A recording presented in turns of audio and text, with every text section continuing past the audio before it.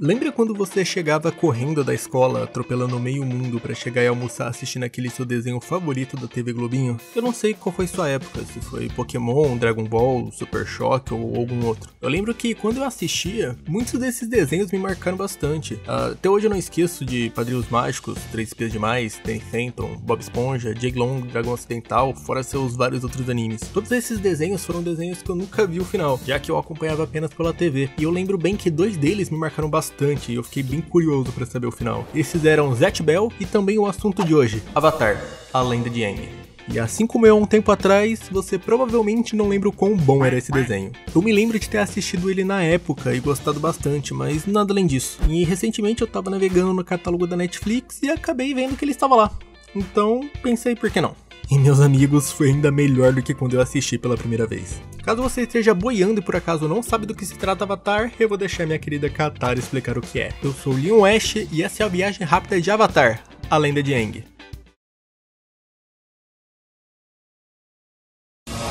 Água.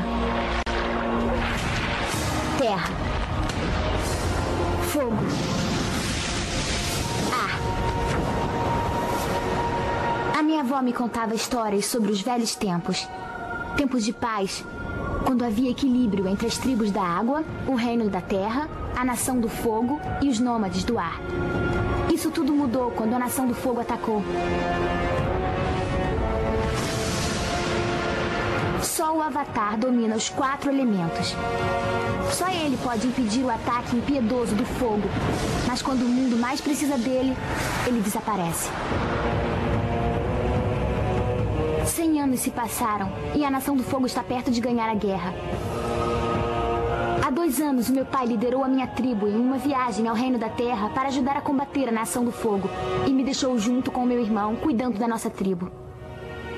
Alguns acreditam que o Avatar não renasceu entre os nômades do ar e que o ciclo foi quebrado. Mas eu tenho esperança. Eu ainda acredito que, de alguma forma, o Avatar vai voltar para salvar o mundo. Avatar.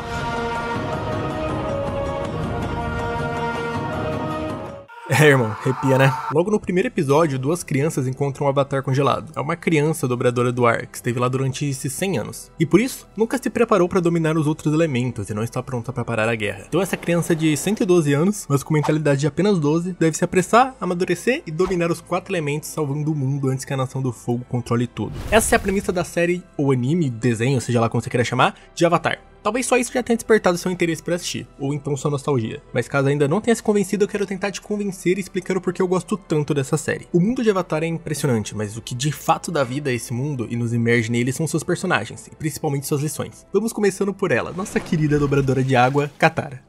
Katara é uma dobradora da tribo da Água do Norte, a única dobradora da sua tribo. Ela perdeu a mãe cedo e teve que ser responsável pela casa desde criança. Katara se define como dobradora de água. Dobrar a água e ser a única capaz de fazer isso na sua tribo é o que dá sentido à vida dela. E vemos como a Katara é a personagem perfeita para o autor expressar suas ideias um pouco sobre as mulheres. A Katara possui um irmão, Sokka. Sokka é extremamente babaca. Logo no primeiro episódio ele faz comentários do tipo... Comentários esses que se repetem com frequência durante a série, como... Mulheres são melhores em costurar, nunca vou perder para mulheres. Coisas do gênero. Katara odeia ser menosprezada, e dobrar a água é aquilo que a liberta. No episódio 6, Aprisionado, o grupo visita um lugar onde é proibido a dobra de elementos. Katara incentiva um dobrador de terra a dobrar, pois é um exercício de liberdade, segundo ela. E ele faz isso, e ironicamente é preso por isso. Aquilo que deveria lhe dar liberdade, lhe trouxe a prisão.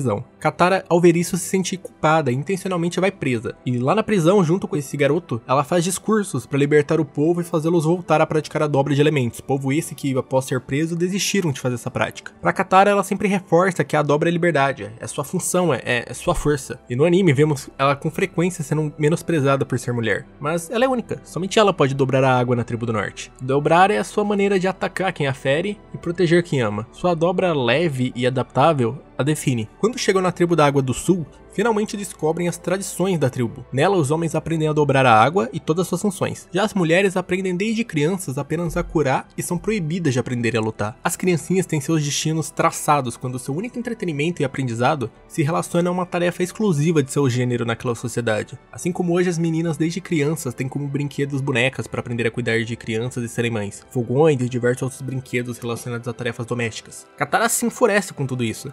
E escondido tenta aprender a dobra de água real, a dobra de água pra luta. Ela tenta aprender diretamente com Aang, que por ser homem aprendia direto com o mestre. Após serem pegos pelo mestre treinando escondidos, o mestre decide punir, não ensinando nenhum deles. A Katara obviamente vai se desculpar, pois é necessário que Aang aprenda a dobra d'água. Ele é um avatar afinal, ele precisa aprender aquilo para salvar o mundo. Mas o mestre apenas zomba dela, ele não leva isso em consideração, e faz ela repetir as desculpas querendo humilhá-lo. Katara finalmente percebe que não precisa fazer isso por Aang, um homem, e sim por ela mesma. Então ela desafia Pakku, o mestre que os ensinou. Aang logo tenta impedi-la e fala que não precisa fazer isso por ele, mas ela sempre deixa bem claro. Isso não é por você. Claro, Pakku é um mestre e ela é uma iniciante, então na luta a diferença de habilidades fica bem evidente. Porém, Katara não se dá por vencida, repetindo várias vezes: você não vai me derrubar. O senhor não me derruba! Ou seja, a luta de Katara contra Pakku não é sobre vencê-lo. Afinal, ela mesma diz desde o começo estar ciente que não iria conseguir.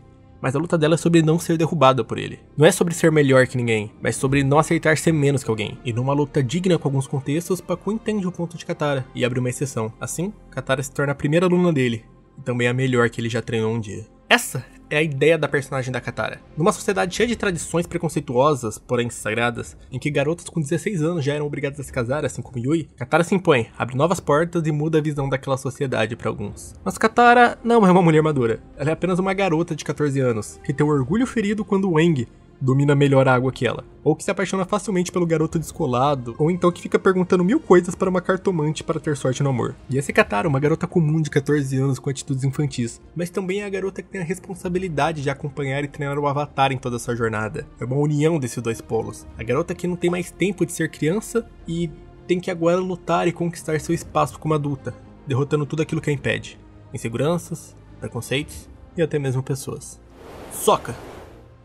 Quando a mãe de Katara e Sokka morreu, todos os homens da tribo da água partiram em guerras e expedições. Sokka ainda era muito novo, então não foi levado. Seu pai pediu para que ele ficasse e cuidasse da tribo, já que ele era muito novo para participar, mas também era o último homem que restava ali. Assim, Sokka cresceu, como um guerreiro que deveria proteger todas as crianças e mulheres da vila. Um guerreiro que deveria ser forte, corajoso e másculo, afinal ele era o último homem dali. E isso o transformou num verdadeiro homem das cavernas. Como dito na parte de Katara, Sokka faz diversos comentários machistas, mas ele também traz grandes ensinamentos. No episódio 4, Ilha Kyoshi, um grupo de guerreiras mulheres dá uma bela de uma surra nele. Sokka não aceita e diz ser impossível perder para garotas, afinal ele só perdeu porque estava desprevenido. Então ele vai lá zombar delas e resolve ensiná-las como lutar. E, bem, ele é humilhado novamente. E o que parecia inaceitável para Sokka aconteceu, e agora ele não pode negar, afinal aconteceu na frente dele novamente. Não há desculpas para serem inventadas, ele perdeu para aquela garota, e isso é evidente para todos. Porém com isso, ele acaba tomando a melhor decisão que poderia, a decisão que guia todo o personagem durante a série, reconhecer que estava errado.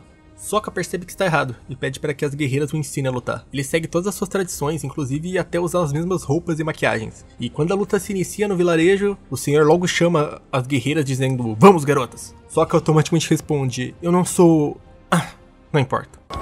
Dobradores de fogo chegaram às nossas praias. Moças, vamos rápido! Ei, eu não sou uma... esquece! E finalmente, é isso, não importa, não há problema, só que está aprendendo, e é um aprendizado constante. Até mesmo quando se despede de Suki no fim do episódio, ele diz: "Eu te tratei como uma garota, mas devia tratá-la como guerreira." Pois, por mais que ele tenha aprendido, na mente dele ainda existia uma separação entre ser uma garota e ser uma guerreira. Porém, isso logo acaba após Suki beijá-lo e dizer: "Eu sou uma guerreira, mas também sou uma garota." Esse não é o único aprendizado que nós temos com Sokka. No episódio 10, Jet, Sokka tenta liderar Aang e Katara com seus instintos. Porém, acaba só colocando eles em situações uma pior que a outra. Eles ficam perdidos, andando bastante, eles não encontram um lugar pra descansar, eles trombam com um acampamento inimigo. Porém, durante esse encontro no acampamento inimigo, eles encontram Jet, o líder de uma resistência. Aliás, um exímio líder. A primeira aparição de Jet já é ele sendo superior ao Sokka em tudo. Jet derruba todos os inimigos de Sokka, antes mesmo dele conseguir atacá-los. Jet lidera melhor, luta melhor, tem bom discurso e é superior em tudo. Ele consegue até mesmo a confiança plena de Katara e Aang, coisa que Sokka sentia não ter conseguido até então. Porém, a resistência de Jet possui uma certa idolatria por ele. Por mais que discordem do que ele fale, acreditam que é certo somente pelo fato dele ser o líder. E por conta disso, eles quase cometem uma atrocidade. Quase matam diversas pessoas inocentes, somente por vingança à Nação do Fogo. Eu digo quase, pois Sokka os impede. E ao impedi-los, ele reforça a lição importante que aprendeu no episódio anterior. Sokka entende que para ser um bom líder, antes deve ser um bom humano, um bom homem. E isso faz entender que errar e ser corrigido pode ser bom, pode fazê-lo aprender cada vez mais, assim como as guerreiras. No fim do episódio, ele diz que seus instintos às vezes estão certos, mas às vezes estão errados. E com um sorriso no rosto, mesmo zombando dele o episódio todo sobre esses instintos, ele só aceita. Afinal, ele aprendeu que entender que pode estar errado o faz ser o melhor líder que ele poderia ser. Zuko. Bem, esse aqui é bem dodói da cabeça, então vamos deixar um vídeo só pra ele. Então, vamos pro próximo. A criança que teve 100 anos congelada e o protagonista da série, o Avatar. Aang é uma criança extremamente divertida, animada e sensível. Ele quer sempre fazer todos sorrirem e por ser um monge tem um grande apreço pela vida, cuidando da natureza e de seus animais. No começo da série temos Aang vivendo como uma criança normal. Ele não tem ciência que ficou 100 anos congelado, então ele brinca com outras crianças, zoa, explora, se diverte. Porém, ao descobrir que está acontecendo uma guerra, e como qualquer criança, ele corre para os braços de um responsável que possa ampará-lo e guiá-lo para fazer o certo. Afinal, é um caos muito grande para uma criança lidar. Porém, ao chegar em sua casa, bem, 100 anos se passaram. Já não há mais braço para que ele volte. Todos morreram. Ele está sozinho. Ele é o último da sua linhagem agora. O último que carrega a cultura e filosofia dos monges. O último a carregar algum resquício do seu falecido povo. O último dobrador do ar. O motivo dele ter que trazer a paz também é sobre sua culpa. Afinal, ele esteve 100 anos congelado por fugir. É por sua culpa que o mundo está dessa forma. E é muito bom vermos a reação do mundo com isso. Graças a isso temos uma mudança de dinâmica. Aang precisa aprender todas as dobras e parar essa guerra. A criança de 12 anos agora tem a responsabilidade do Avatar, aquele que trará paz ao mundo. Então a jornada inicia e eles vão à primeira ilha. Ilha Kyoshi, onde o Avatar é adorado. Aang ali logo se perde em meio à adoração e fala pra todo mundo que é o Avatar, se exibe e aproveitar o máximo da sua estadia ali. Porém sua responsabilidade é grande e não cumprir com ela traz consequências. E dessa vez foi a destruição dessa vila. Aqui vemos o fanatismo do povo. Aang tentando consertar seu erro por conta da vila estar incendiada, começa a jogar água nela, apagando assim um incêndio. E o povo começa a agradecer. O povo idolatra ele e agradece por ele livrar eles do mal. Mal este que ele mesmo causou. Isso ajuda ele a não levar a sério sua responsabilidade. Ele está a caminho do Polo Norte para aprender a dobra d'água, mas decide parar no meio do caminho para surfar num peixe raro. Ele é como uma criança que já fez metade da lição de casa e por isso acha que pode parar e se divertir um pouco, jogar um videogame. Ele é infantil demais para perceber o que é uma guerra de verdade. E guerra é um tema interessante de Avatar. Nós também não levamos ela a sério, assim como Aang. Durante todo o início do anime não ligamos muito para essa temática. Mas então chegamos no episódio Tempestade. Nele, mais uma pessoa o reconhece como Avatar, mas dessa vez ela não fica agradecida como na ilha Kyoshi, mas pelo contrário, vai ficar revoltada. Afinal, ele sumiu por 100 anos. O povo precisou do Avatar. E onde ele estava? Enquanto pessoas morriam, eram escravizadas e até mesmo passavam fome por conta de toda a guerra que o Avatar deveria parar, onde ele estava? Aquele com a promessa de salvar o mundo. Ele estava fugindo. E agora tem a audácia de se declarar com toda essa pompa que é o Avatar? Ele devia se envergonhar e não glorificar isso. Coisas como essas são as que são ditas a Aang. E isso acerta em cheio. Ele entende o peso das suas ações. E como se isso não fosse o bastante, ele descobre que chegará um cometa em breve, que esse cometa dará mais poder ao Senhor do Fogo que pretende atacar e dominar todo mundo. Ou seja, agora ele tem um prazo limite para aprender os 4 elementos e derrotar o Senhor do Fogo. Só recapitulando, temos uma criança de 12 anos, afinal ele só viveu esses 12 anos, os outros 100 foram congelados, e essa criança de 12 anos perdeu todo o seu povo. Todos que ele conhecia, ele perdeu. Ele não possui mais ninguém para guiá-lo. E além disso, ele possui a maior missão de todas: dominar os 4 elementos e restaurar o equilíbrio ao mundo, derrotando assim o Senhor do Fogo, o dobrador mais poderoso atualmente. Tudo isso até o solstício de verão. É muito bom como o desenho trabalha isso. Vemos o constante amadurecimento de Aang. Vemos no episódio 11, a grande dívida, Aang tendo que liderar 2 povos para atravessar um buraco perigoso. Ele entende que se quiser ter a confiança de ambos, ainda mais por serem rivais, ele precisa ser imparcial. Ele precisa estar só. E ele entende muito bem isso. Ele sente na pele a responsabilidade que tem. No episódio, enquanto todos festejam e comem, ele os observa ao longe, sabendo que tá tudo bem. No episódio 17, o Templo do Ar do Norte, ele vê que um novo povo habita nos templos de sua tribo. Porém, eles mudaram tudo, eles mecanizaram. Eles automatizaram e usaram aquele lugar como um centro de tecnologia. Onde ficavam os desenhos escritos da história do seu povo, agora existem máquinas, cabos e metal. Sua história estava sendo apagada. E eu gosto como Avatar não toma um único lado e te faz ter uma visão bem ampla que entende ambos. Você entende a dor do Aang ali. Você entende a história dele sendo apagada. Você entende o peso que ele tem. Mas também você entende que uma nova estava sendo construída ali. Como o próprio professor diz no episódio, estou colocando todos em pé de igualdade. Pessoas que antes viviam numa cadeira de rodas e não podiam conhecer o mundo afora, agora está podendo voar e conhecer o mundo como um dobrador de ar talentoso. Mas a questão é, eles precisavam destruir tudo? Precisavam apagar uma história? Havia outro jeito? Ou é graças a esse lugar que a ciência avançou para que outras pessoas possam viver bem? Avatar corre por diversos assuntos importantes. diversos questionamentos, seja fanatismo religioso como o episódio 14, ou então o episódio 13, a Dama Pintada, manipulação, falsa segurança e controle, que são todos tratados no arco de Ba Sing Se, o questionamento moral da manipuladora de fantoches, no episódio da Dobra de Sangue, ou todo o controle paternal que é tratado com a personagem da Toph, que eu não vou citar nesse vídeo. Vemos muita coisa aqui, vemos o peso, a urgência da guerra, as culturas diversificadas, e com todos esses assuntos adultos, também temos o amadurecimento de Aang. Vimos um pouco do que é mundo real, vemos o que é uma guerra de verdade. A regra é, o Avatar domina todos os elementos e então para a guerra. Mas ele já atrasou 100 anos. Ainda temos que esperar mais? Quantos vão morrer até que ele aprenda água? Quantos mais até que ele aprenda a terra? Quantos com fogo? Vemos Aang sofrendo com isso. Vemos ele aprendendo cada lição. Não só ele, mas todo o povo ali que foi penalizado por isso. Vemos que é impossível ele ser um monge pacífico diante de todo esse caos. E é interessante ver alguns detalhes, como por exemplo Aang, que sempre se esquivava de bolas de fogo com sua dobra de ar, em um momento de fúria e raiva, decepcionado com todos, ao invés de desviar, como de costume, ele as devolve diretamente para seus inimigos, o destruindo. Antes, Aang avastava seus adversários com sua dobra de ar, porém agora ele usa ela para perseguir e destruir sua presa. É engraçado como a criança que defende a vida, agora tem o dever de tirar uma. E é sobre isso a história de Aang. Dever. A criança monge que sempre viveu apreciando e valorizando a vida, tem como missão matar o Senhor do Fogo. Porém, isso é para salvar o mundo.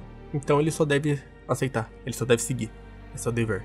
A questão é que Aang nunca teve escolhas. Ele não escolheu ser o Avatar e ser solitário por isso em sua casa. Afinal, várias vezes durante a série ele mencionou não querer carregar esse fardo. Ele não escolheu ficar congelado por 100 anos. Ele não escolheu perder todo o seu povo e ser o último a carregar sua cultura. Ele não escolheu essa jornada, ele não escolheu perder Appa, ele não escolheu ter que esquecer Katara pra atingir o modo Avatar. Ele não escolheu quando o cometa viria e nem o que aconteceria com aqueles que ele o ajudou. Porém, agora Aang tem uma missão: matar Ozai e quebrar todo o seu ensinamento de monge. E, em desespero, ele recorre a todas as suas encarnações anteriores, a todos os avatares que antecederam a ele. E todos mantinham a mesma resposta. E em desespero ele começa a consultar um avatar semelhante a ele. Um avatar que também foi monge. Porém ela tem a resposta semelhante. Mate-o. Faça o que precisa ser feito. Faça o seu dever. E eu acho incrível como isso é comum. Desde que somos crianças, somos guiados por deveres e expectativas que os nossos pais ou outros acabam depositando em nós. E por conta disso, às vezes parece que não temos escolhas. Parece que estamos apenas trilhando um caminho que somos, entre aspas, predestinados a correr. Não é o que queríamos, não é o que escolhemos, mas é nosso dever. Temos que fazer, seja para não decepcionar alguém, seja porque eu preciso ajudar tal pessoa, ter tanto dinheiro. E quando recorremos aos mais velhos de nossas famílias, nossos antepassados como Aang, às vezes eles possuem uma resposta padrão. Não há escolha, temos que fazer isso. É o nosso destino, é o nosso caminho. É pra isso que existimos. E por mais que eu não goste do final de Avatar, eu gosto muito dessa ideia. Aang, pela primeira vez, após todos informarem o contrário, ele escolheu. Ele foi o primeiro Avatar a mudar esse curso, a dobrar o que o anime chama de vontade. Irônico, porque ele dobrou sua própria vontade. Ele finalmente escolheu. Ele escolheu manter sua cultura. Ele escolheu Katara. Ele escolheu se sentir bem. Ele escolheu escolher. Se há algo que eu penso sobre Avatar, é escolhas. Podemos escolher evoluir e entender nossos erros, como Sokka. Podemos escolher nunca baixar a cabeça, como Katara. Podemos escolher quem somos, como Zuko. Ou podemos escolher fazer nossas próprias escolhas, como Aang. E se você viu esse vídeo e está passando por algum problema agora sobre escolhas, alguma decisão que deve tomar ou algo que você vai definir para o futuro da sua vida, talvez você tenha ouvido muitas pessoas dizerem aquilo que você não quer ouvir, falando que você deve fazer isso ou aquilo. E bem, isso é bem pessoal de cada um, mas o que eu quero dizer é que você tem escolhas. E eu aprendi isso ouvindo uma lenda. E ouviu sobre ela? Avatar, a lenda de Aang.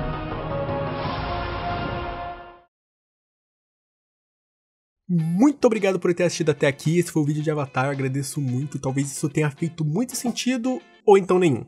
Bem, são ideias que eu gosto de pensar e compartilhar. E falando em compartilhar, se você puder dar um like, se inscrever no canal e compartilhar esse vídeo, cara, você vai me ajudar muito. Vou te amar pra sempre. Novamente eu agradeço por ter assistido até aqui e nos vemos na próxima viagem.